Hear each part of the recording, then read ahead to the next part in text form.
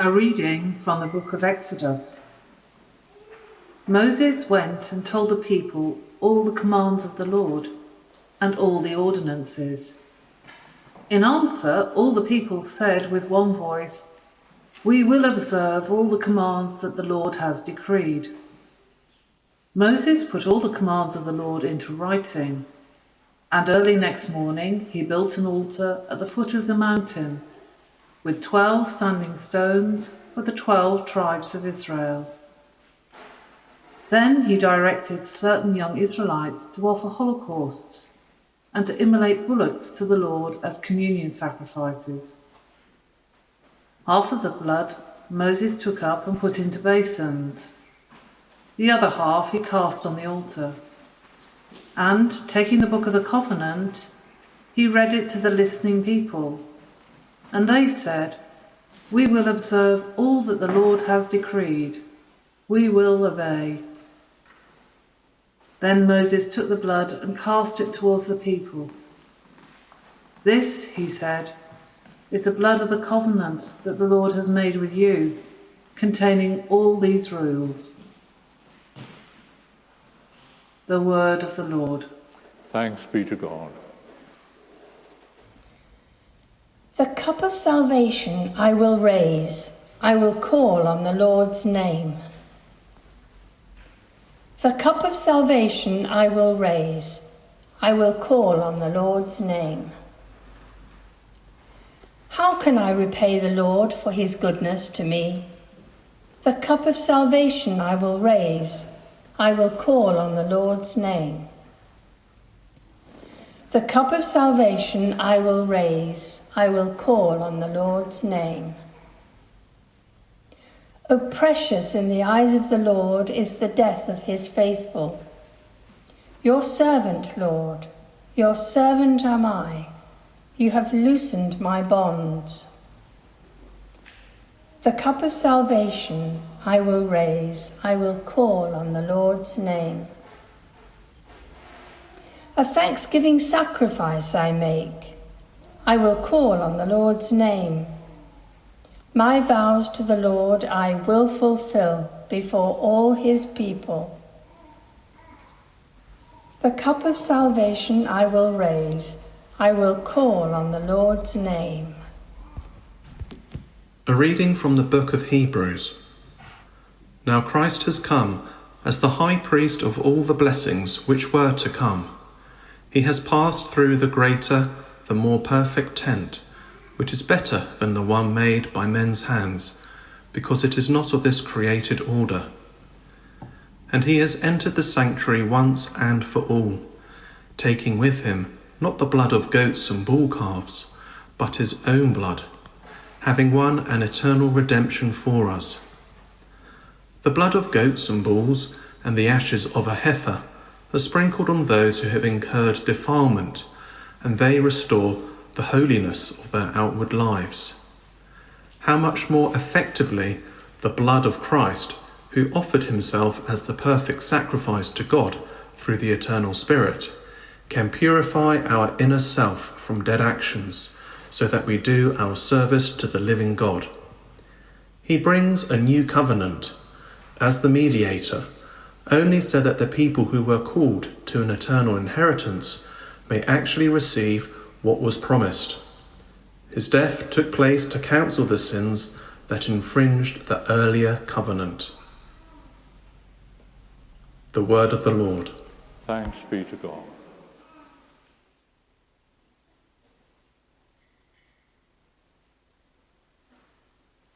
Let us stand to greet the God. Alleluia, alleluia, alleluia. I am the living bread which has come down from heaven, says the Lord. Anyone who eats this bread will live forever. Alleluia, alleluia, alleluia. The Lord be with you. A reading from the Holy Gospel according to Mark.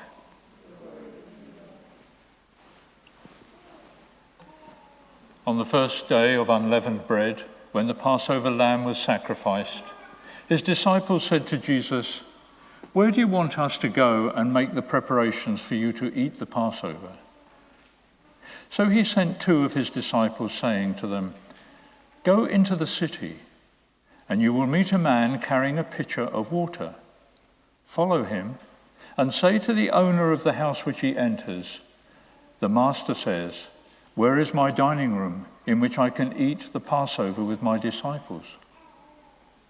He will show you a large upper room furnished with couches, all prepared. Make the preparations for us there." The disciples set out and went to the city and found everything as he had told them, and prepared the Passover. And as they were eating, he took some bread, and when he had said the blessing, he broke it and gave it to them. "Take it," he said. "This is my body." Then he took a cup, and when he had returned thanks, he gave it to them, and all drank from it. And he said to them, "This is my blood, the blood of the covenant, which is to be poured out for many. I tell you solemnly, I shall not drink any more wine until the day I drink the new wine in the kingdom of God." After psalms had been sung, they left for the Mount of Olives. The Gospel of the Lord. Please be seated. I'm afraid I'm not giving you a homily today. The homily's the bishop's, but as he can't be here, I'm reading the letter he sent. This is his pastoral letter for the solemnity of the most holy body and blood of Christ. Dear brothers and sisters in Christ, this great feast of the most holy body and blood of Christ, Corpus Christi, calls us to reflect on the Lord's gift of himself in the Eucharist.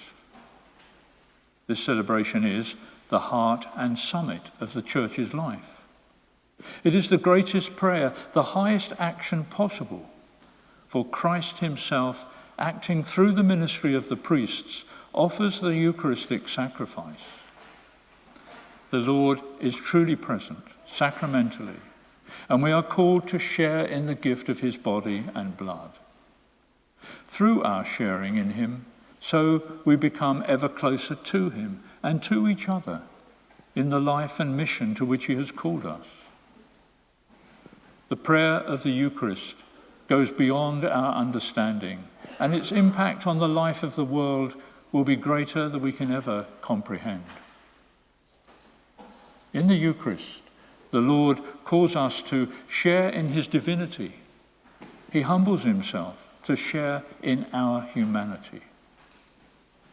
This is the great moment of conformity to Christ. The closeness with which we have with him through the Eucharist enables us to be the disciples he calls us to be. Our mission as his church becomes possible. Let us pray and prepare ourselves that nothing would ever stand in the way of our openness to the gift and grace of the Eucharist. During this last year, it has not always been possible for us to gather for the celebration of Mass. There were times in the early months of the pandemic when the priest celebrated alone in the church. Knowing that the Eucharist was being celebrated in those times was a source of blessing, and the live streaming of the liturgy enabled great numbers of people to join the celebration remotely. This has been a gift, and will continue to be so for those who are infirm and housebound. However, sharing virtually in the celebration that is at the very heart of our lives will never be ideal. We are remote from our brothers and sisters in our parish communities, and while the spiritual communion brings many graces, the participation in the celebration of Mass is the source of our lives.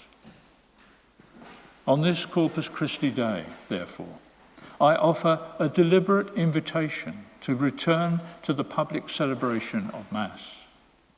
Come once more to be with your sisters and brothers, gathered around the altar, to meet with the crucified and risen Lord, truly present in the gift of this sacrament. I call on you to extend this invitation to those whom you know who have not yet returned to the parish community. Extend this invitation to those who have found themselves searching for God during this time of pandemic, for we are at a moment of evangelization. The Lord calls us to action. The experience of the last year, with its many deep sufferings, calls us to rely on the one who brings us healing and wholeness. A healing and wholeness that we find in the Eucharist. No other sacrament, St. Thomas Aquinas reminds us, has greater healing powers. In the Eucharist, there is healing for ourselves, for our communities, for the world. The Eucharist is a gift so amazing that our faltering human language cannot grasp its wonder. The Lord gives us his very self as food for our pilgrimage of life. It is the Lord who sustains us, not simply as individuals, but as a community, for the work he has given us to do. Our present circumstances call us to remain faithful to this greatest of all celebrations. For the Eucharist is the source from which our lives are fulfilled. It is the moment from which the Lord sends us out on the mission to which he's called us. How can we stay? With every blessing, Richard, your bishop.